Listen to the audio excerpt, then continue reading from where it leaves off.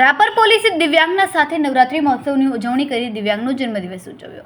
આમ લોકો આજના સમયમાં પોલીસ પ્રત્યે શંકાની દૃષ્ટિથી જોઈને શકની લાગણી ધરાવતા લોકોને પોલીસની સેવાકીય પ્રવૃત્તિ અને સમાજ પ્રત્યેની કામગીરીની ભાગ્યે જ કોઈ નોંધ લેતા હશે, ત્યારે મંદ બુદ્ધિ ધરાવતા લોકો કે જેમને દુનિયાની કંઈ પડી જ નથી એવા લોકો સાથે આજે રાપર પોલીસે નવરાત્રિ મહોત્સવનો પ્રારંભ કર્યો અને એક મંદબુદ્ધિ યુવક કેયુર મહેતાના જન્મદિવસની ઉજવણી કરી। Border range IG Chirag Kordia અને પૂર્વ કચ્છ પોલીસ વડા સાગર બાગમાનના માર્ગદર્શન હેઠળ રાપર પીઆઈ જેબી બોબડિયા તથા સેકન્ડ પીઆઈ એસવી ચૌધરી તથા રાપર પોલીસના તમામ કર્મચારીઓએ ગ્રામ્ય સેવા સંગઠન સાથે દિવ્યાંગના સાથે નવરાત્રિ મહોત્સવ નિમિત્તે રાસ ગરબાનું આયોજન કરવામાં આવ્યું, જેમાં તમામ પોલીસ અધિકારીઓ, કર્મચારીઓ તથા દિવ્યાંગના ગરબા રમ્યા હતા તેમજ કેયુર મહેતાના જન્મદિવસની ઉજવણી કરી હતી। રાસ ગરબા તથા જમણવારનું આયોજન કરવામાં આવ્યું હતું।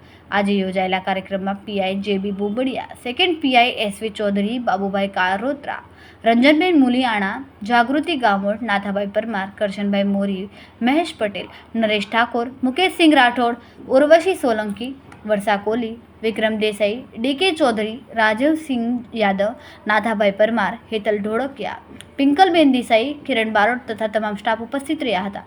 મહિલા યુવતી દિવ્યાંગનાને 22 ચણિયા ચોળી તથા 73 ટી-શર્ટ અર્પણ કરવામાં આવ્યા।